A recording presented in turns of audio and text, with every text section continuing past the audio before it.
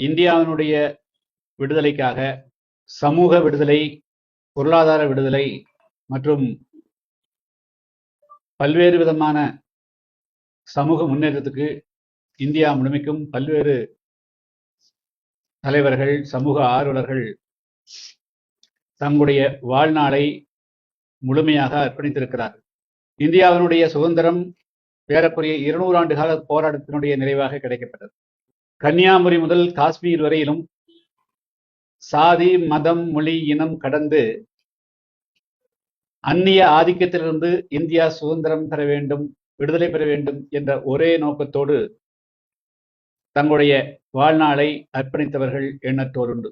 அதில் தமிழ்நாட்டிலிருந்து பலரும் தங்களுடைய வாழ்க்கையை முழுமையாக அர்ப்பணித்திருக்கிறார்கள். எனவே அவர்களுடைய உழைப்பை, அவர்களுடைய தியாகங்களை எந்த ஒரு அரசியல் கட்சியும் தங்களுடைய சுய லாபங்களுக்கு அல்லது அரசியல் உள்நோக்கங்களுக்கு பயன்படுத்தக்கூடாது. இந்தியாவினுடைய சுதந்திரத்துக்கு காந்தி அவர்கள் தலைமையேற்றாலும் கூட தமிழகத்தினுடைய மூலை எட்டயபுரத்திலே தன்னுடைய இளம் வயதிலே கவி பாடி இந்தியா முழுமைக்கும் சுதந்திர தீயை மூட்டியவர் பாரதியார் அவர்கள். அதே போல தூத்துக்குடி மாவட்டம்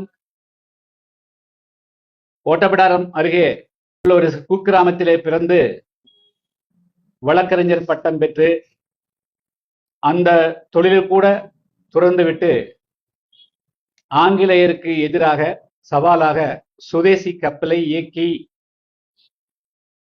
தன்னுடைய சொத்து சுகங்களை எல்லாம் இழந்தவர் வ.உ. சிதம்பரனார் அவர்கள்.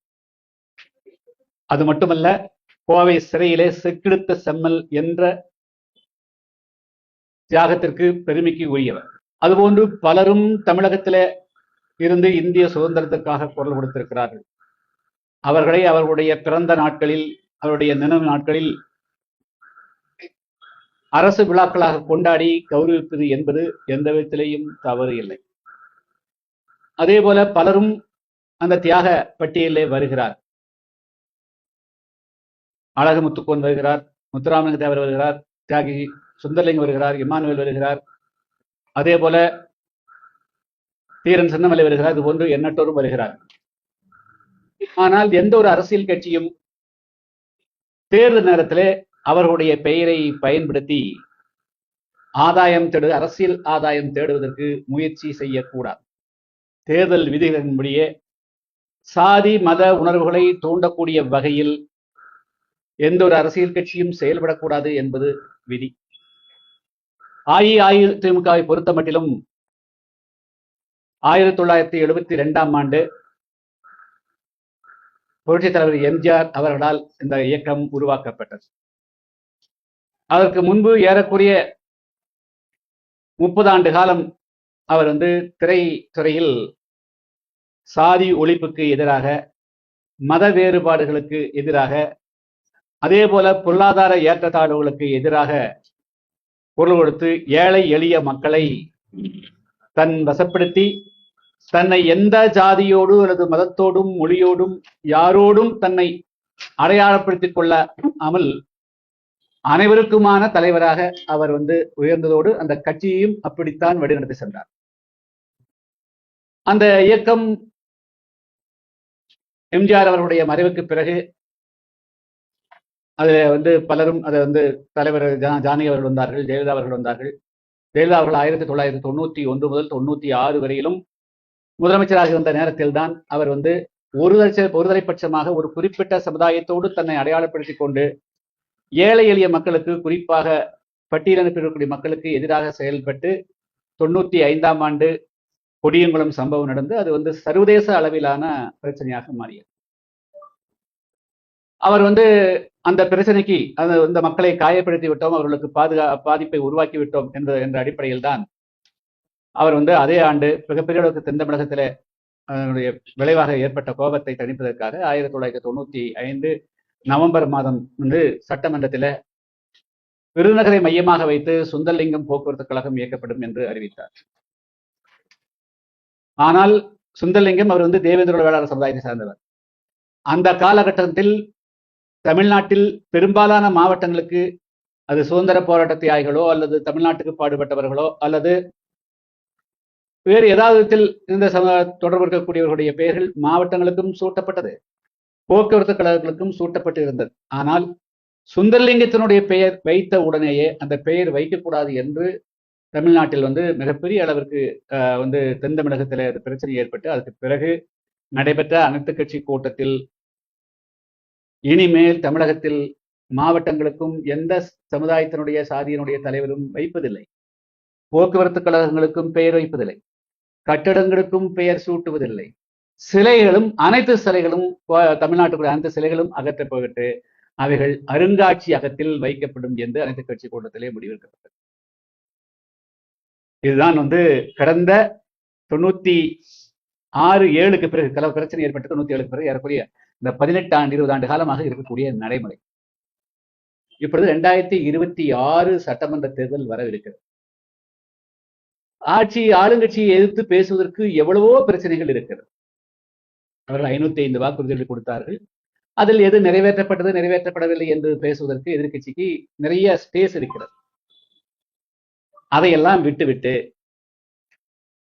இப்பொழுது எடப்பாடி பழனிசாமி அவர்கள் திடீர் என்று மதுரை விமானத்துக்கு பெயர் சூட்டுவது குறித்து அவர் தன்னுடைய அண்மையில் திண்டுக்கல் மாவட்டம் சின்னாலப்பட்டியில் நடந்த கூட்டத்தில் பேசி விட்டு சென்றிருக்கிறார்.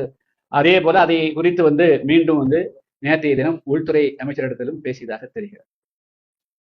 அவருக்கு உள்கட்சிக்குள் தினகரன் அவர்களையும் ஓபிஎஸ் அவர்களையும் அல்லது சசிகலா அவர்களையும் சந்திக்க முடியாமல் இருப்பது எல்லோருக்கும் தெரிகிறது. அவர் திணறுகிறார் என்பது தெரிகிறது. அவருக்கு பிரச்சனை இருக்கிறது தெரிகிறது. அதை அரசியல் ரீதியாகத்தான் அவர் அதை கையாள வேண்டுமே தவிர மறைந்த தலைவர்களுடைய பெயருக்கு களங்கம் வைக்கக்கூடிய வகையில் அல்லது ஒரு பெயரை வைக்கின்ற பொழுது அதுக்கு எதிர்ப்பு அல்லது இன்னொரு பெயரை வைக்க வேண்டும் என்ற ஒரு அரசியல் சூழ்நிலையை உருவாக்கி அதன் மூலமாக அவர்களுடைய தியாகம் அது ராமேதர் அவர்களே எந்த தியாகம் அவரும் ஒரு சமுதாயத்துக்கு அர்ப்பணித்திருந்தாலும் கூட ஏற்கனவே சுந்தரலிங்கத்தினுடைய பெயர் வைக்கக்கூடாது என்று எதிர்க்கிறதுடைய விளைவாக இப்பொழுது உடையாக எல்லாருக்கும் ஒவ்வொன்றுக்கும் ஆதரவும் இருக்கும் எதிர்ப்பும் இருக்கும். ஒரு ஆதரவும் இருக்கும் என்று சொன்னால் சுந்தரலிங்கம் என்பவர் தமிழ் சமுதாயத்தை சார்ந்தவர். அவர் பட்டியலின பிரிவில் இருந்த தேர்ந்தெடுக்கப்பட்ட சமுதாயத்தை சேர்ந்தவர். அவர் பெயர் வைக்கவே கூடாது என்று மிகப்பெரிய அளவு கொந்தளிப்பு ஏற்பட்ட பிறகு தமிழ்நாட்டில் இன்னொரு பெயர் வைப்பது என்பது அவ்வளவு எளிதான காரியம் அல்ல. அரசாங்க கட்டிடத்துக்கோ அது விமான நிலையங்களுக்கோ அது எதுக்கு தமிழ்நாட்டில் இனிமேல் நடைபெறாது. அப்படி இருக்கிற போது எடப்பாடி பழனிசாமி அவர்கள் அது ஒரு பொறுப்பு வாய்ந்த ஒரு கட்சியினுடைய பொதுச் செயலாளர், முன்னாள் முதல்வர், இன்னைக்கு 2026 சட்டமன்ற தேர்தலை சந்திக்கவிருக்கின்ற பொழுது தேவையில்லாம சர்ச்சைக்குரிய விஷயங்களை எடுக்க வேண்டிய அவசியம் இல்லை. அது ஒரு தரப்பை நீங்க முழுமையாக திருப்திப்படுத்த முடியுமா இல்லையா என்பது வேறு விஷயம். ஆனா அதுக்கு எதிரான தரப்பு உங்களுக்கு எதிராக திரண்டுவாங்க தான் இருக்கக்கூடிய நிலைமைகள். அதனால அவர்கள் அரசியல் ரீதியாக நீங்க தினகரனோடு இருக்கக்கூடிய முரண்பாடுகளை நீங்கள் அரசியல் ரீதியாக தயவு பேசிட்டே இருக்குங்க. ஓபிஎஸ் அவரோடு இருக்கக்கூடிய பிரச்சனை அது உங்கள் சகோதரர்கள் நீங்க எல்லாரும் பெரிய வேறுபாடு அதை நீங்க பேசிட்டே இருக்கு. ஆனால் இது சமூக முரண்பாடுகளை உருவாக்கக்கூடிய மாதிரி எந்த விதமான நான் அந்த பேர் வைப்பேன் அந்த பேர் வைப்பேன் அது கொடுக்கலாம் இது கொடுக்கலாங்கிறதெல்லாம் இப்படி இருக்கக்கூடிய ஒரு சுமூகமான நிலைமையை சீரழித்து விடும் என்ற கவலையை நான் தெரிவித்துக் கொள்ள விரும்புகிறேன். எனவே பொறுப்பு வாய்ந்த எதிர்க்கட்சிகளுடைய தலைவர் எடப்பாடி பழனிசாமி அவர்கள் தங்களுடைய அரசியல் சிக்கலை தீர்த்துக் கொள்வதற்காக நீங்கள் மறைந்த தலைவர்கள் யாருடைய பெயரையும் நீங்கள் பயன்படுத்தக்கூடாது, அவர்களை பலிகடா ஆக்க வேண்டாங்கிறது தான் என்னுடைய அன்பான வேண்டுகோள். தான் என்னுடைய வேண்டுகோள்.